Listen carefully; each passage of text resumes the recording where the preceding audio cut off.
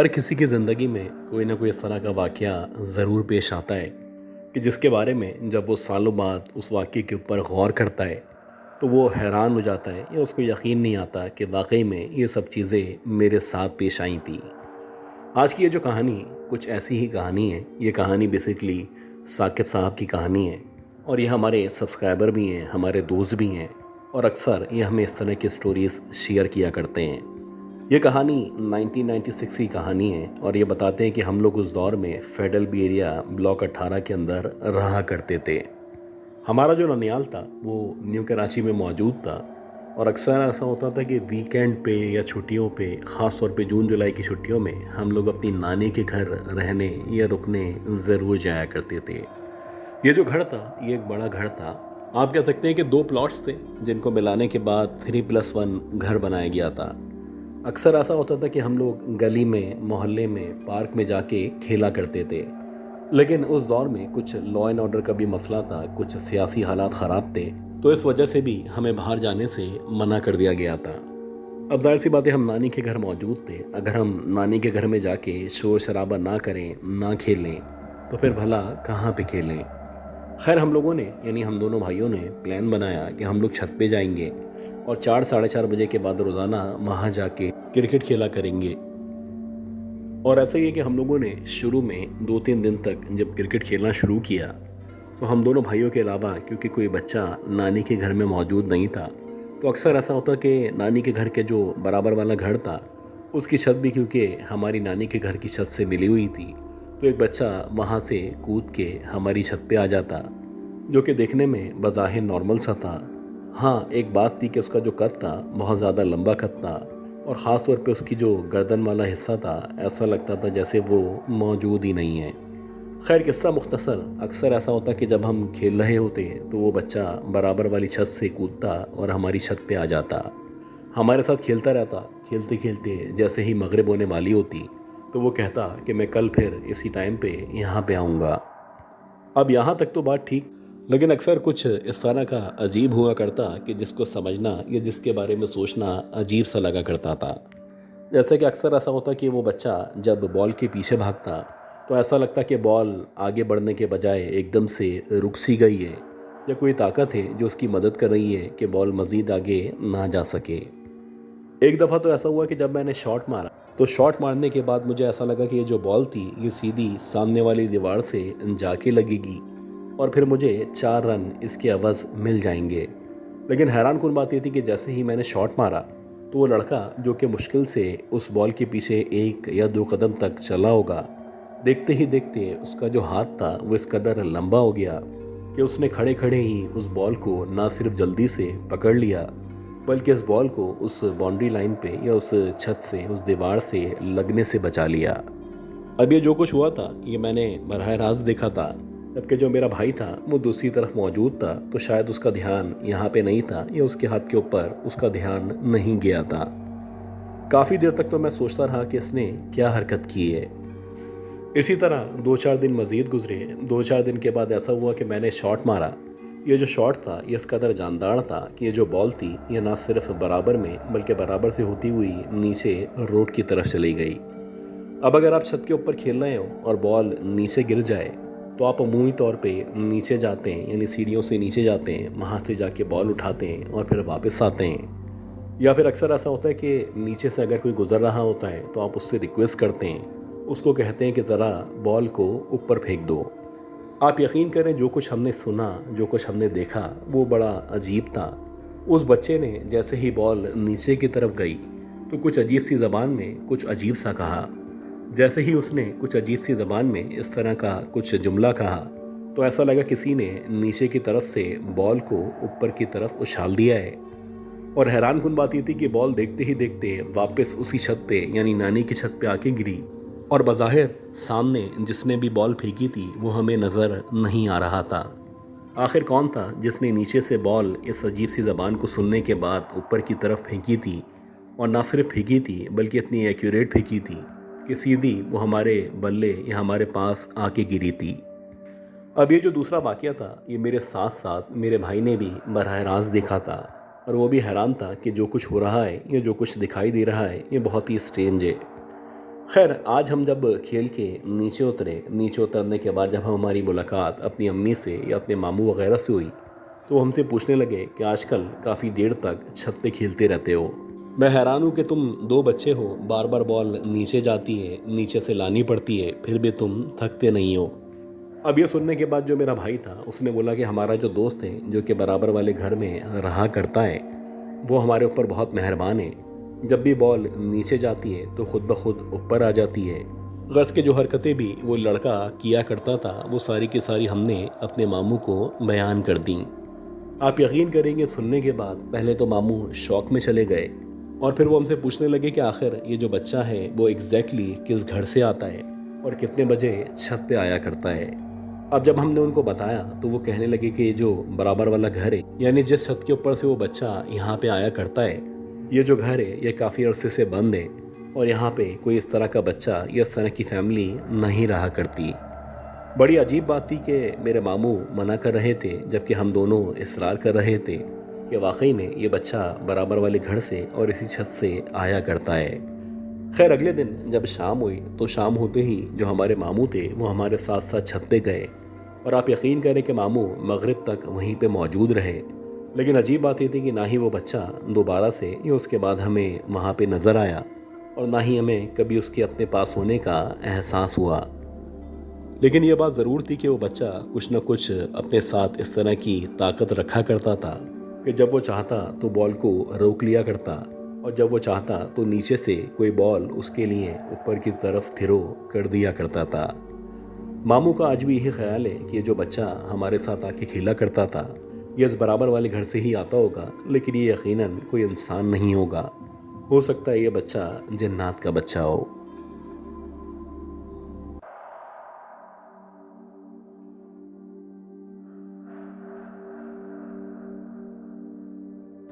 ये जो स्टोरी है ये 2006 की स्टोरी है।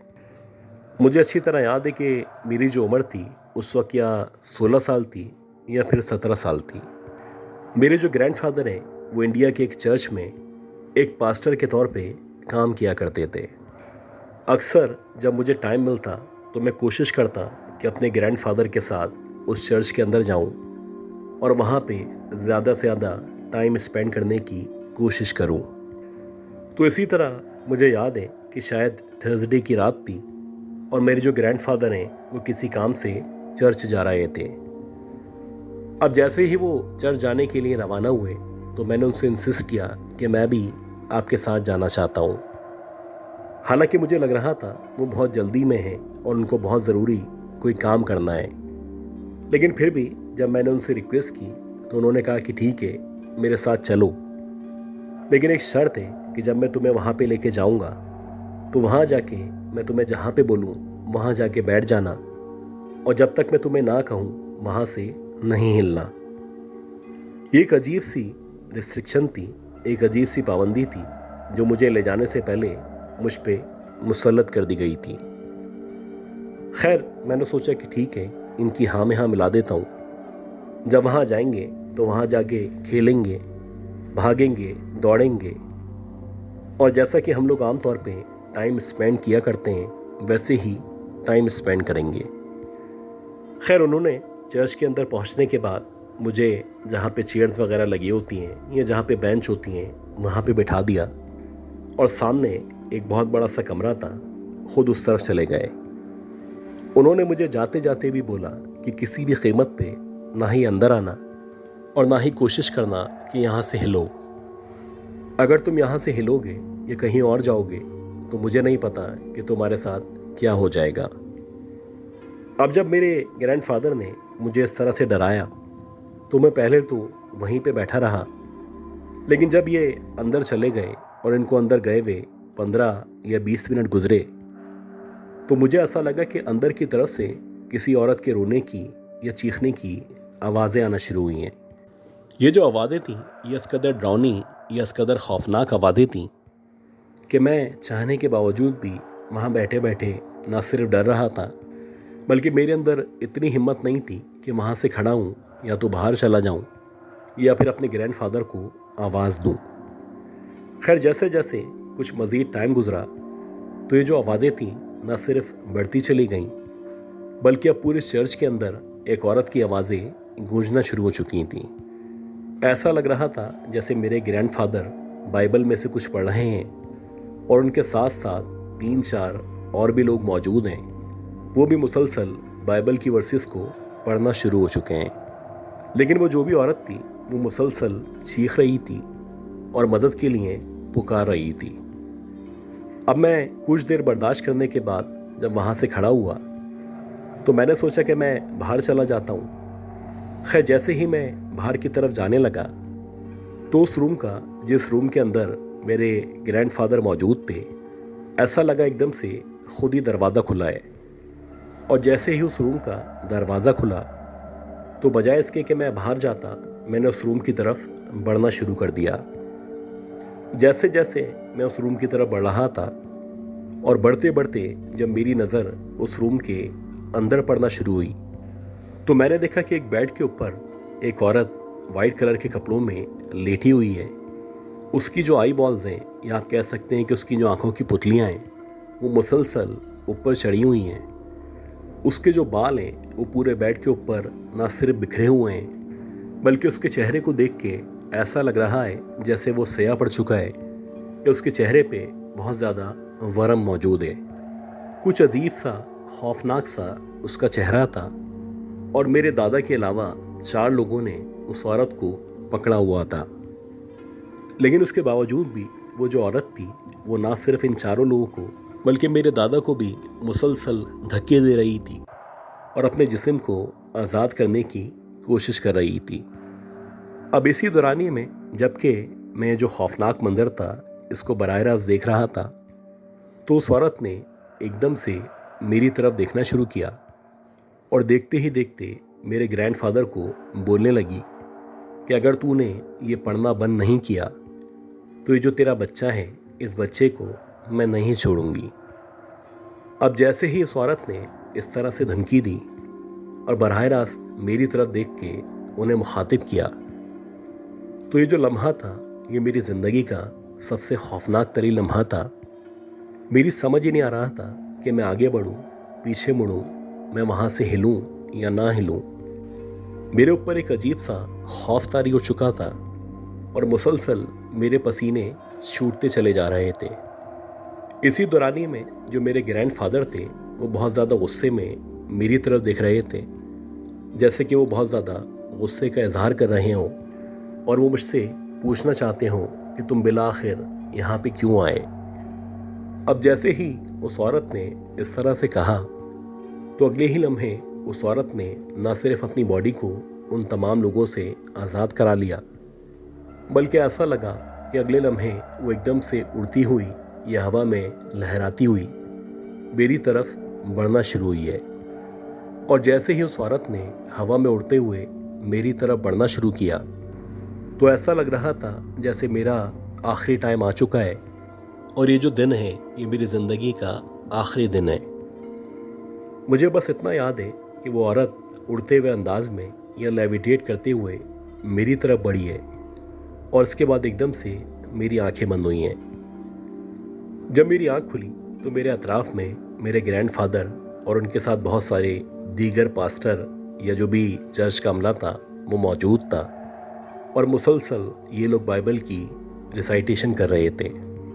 खैर, जब मुझे होश आया तो मेरे ग्रैंडफादर ने ऊपर वाले का शुक्र अदा किया और उन्होंने कहा कि मैं तुम्हें अगले 10 सालों तक किसी भी कीमत पे चर्च लेके नहीं जाऊंगा। खैर, शुक्र है कि आहिस्ता आहिस्ता करके जो मेरी तबीयत थी वो नॉर्मल हो गई। लेकिन सच बात यह है कि उसके बाद से मैंने भी तौबा कर ली थी कि कभी भी अपने ग्रैंडफादर के उस चर्च में, ख़ास तौर पे उस रूम में नहीं जाना है।